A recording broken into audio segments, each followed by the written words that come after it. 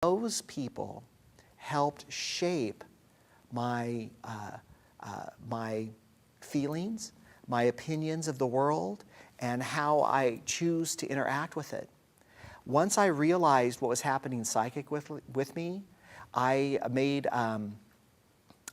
friendships and relationships with what I will call master psychic teachers, like Ken and Mary Brown up in Chico, California, and Judy Garcia in Walnut Creek, where I studied for 2.5 years at one place and 2.5 years at another, and then other teachers along the way that helped me understand where some of my feelings were coming from. To give you an example of that, of course, you can see I have a tie on right now. But there was a period in my life where I couldn't have anything tied around my neck. It would just drive me crazy. And it made no logical sense. However, I knew from childhood I couldn't stand to have anything around my neck. So one day I'm in my master psychic class, and the whole class is working on my past lives. And they don't know that I have this thing about nothing around my neck. I haven't told anybody that. And all of a sudden, one person gets that I was hung by the neck until dead by a rope. And then another person says, that happened more than once. And another person gets, that happened in multiple lifetimes. And as it turns out there, according to the people who are psychic sensitive that were working with me, I had a number of lifetimes where I was actually killed by being hung by the neck. And the circumstances with that was a certain lesson set.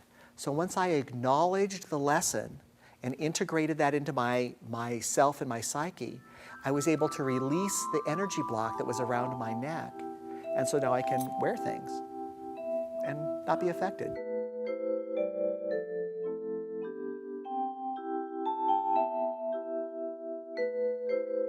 Well, for reincarnation, I really do believe in it. And other cultures, of course not the American culture, but other cultures across the world really embrace the idea of reincarnation. I mean, it's even been said it's a miracle to be born once. Why can it not be a miracle to be born more than once in going forward? I believe that we are born multiple times in order to resolve our karma, our lessons, our learning. And I was watching a movie, and I just love the way they said it. It always stuck with me, because I thought, why would you choose to come back? You have your lifetime, you've learned, you're on the other side, it feels great over there. Why would you choose to come back? And this line from the movie was, forever is a long time to have a regret. And I thought, man, that makes sense to me. You look at your past lives, you look at the last life you had, you're thinking now that you're on the other side, oh, I could have done a little better. I was excited. Those were my lessons. And I do have a few regrets. Forever is a long time to live with those. So I think people then choose to come back to resolve their karma, to come back and have another choice at learning and experiencing life in a new way.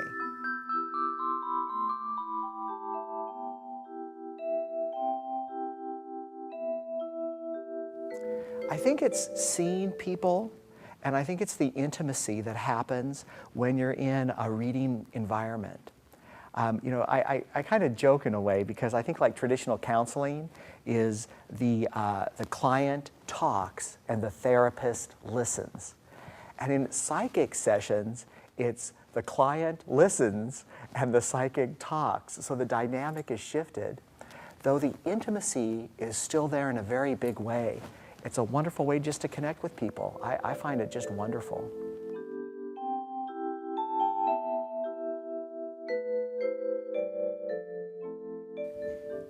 Well, this is my belief, and I also believe that modern science is showing this more and more to be true.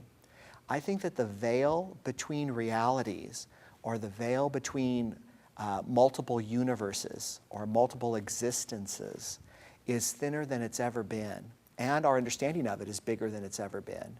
And so I believe that the energy of the person that's crossed over still exists, but it's in a vibrational plane just 1 hertz off of this physical plane. So they're still there, or you might say when we pass, we'll still be there, but it's just not in our physical plane in a major way. And so people who are psychic sensitive are able to be sensitive to more vibrations than one might say the average person. Maybe it's like, enhanced hearing, so you can just hear a little bit more than other people, like a musician might be more sensitive to music or musical notes.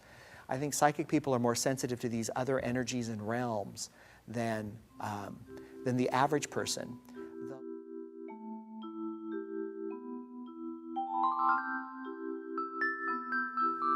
What I try to do when I'm doing a session is to love the person I'm reading, to feel where their challenge is, and to have compassion and understanding for them. So if I'm working with a man who's having big trouble in love, and his problem is his intellect is just too dominant, he has this need to be right and other people be wrong, I can't judge him in that session, because then I won't be able to be psychic. I won't be open. I'll be in my ego intellect. My challenge is to love him and help him see the benefit of releasing that defense mechanism.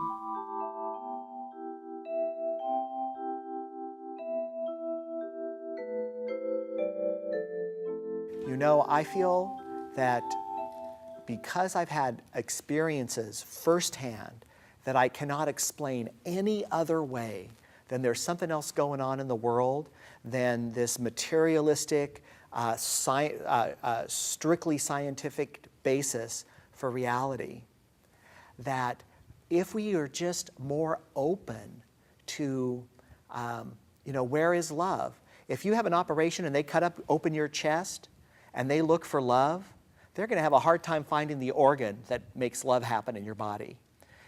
Our emotions, our self, our consciousness exists throughout our entire body. It's centralized in the brain, of course. I totally agree with that. Though, what makes us us is bigger than the sum of these fleshy, water-laden parts. And so, as we go forward, we need to remember that science is showing us more and more and more how there is more magic in us than we ever realized, more power in us than we ever realized. So even to the skeptics, I say it's good to be skeptical. I'm still skeptical of stuff. Even though I'm psychic, I know it sounds weird, but I'm still wanting to learn and understand and read and find out what the research says and try to comprehend all this stuff that's happening. But I must honestly say, when you have a real experience, especially a real psychic experience, you can no longer deny that something is actually happening in the world that's bigger than just our fleshy forms.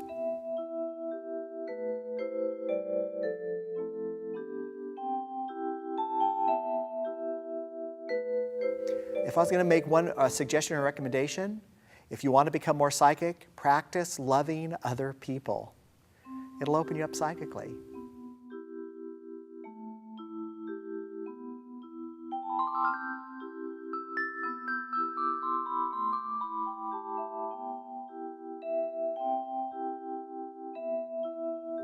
A spirit can be a ghost, someone who's crossed over but still attached to the earth plane for some reason.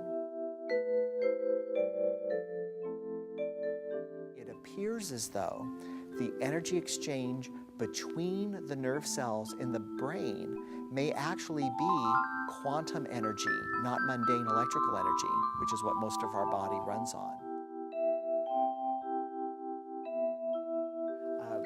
I believe we don't have a soulmate, we have soulmates.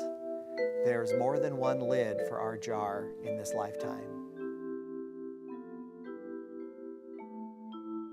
Well, an entity can be, I think, anything that has consciousness but exists as energy.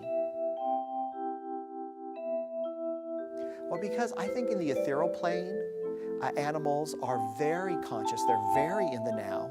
They do not have a big concept of past or future. They are very sensitive. Most animals see auras and energy all the time. And for me, it works the same way. It really kind of is, they pull pictures from my life and experience that I can relate to, and then I know I'm supposed to interpret those for the person I'm reading for. they don't always give me complete information. I'd love it if they did. God, it would make it so much easier.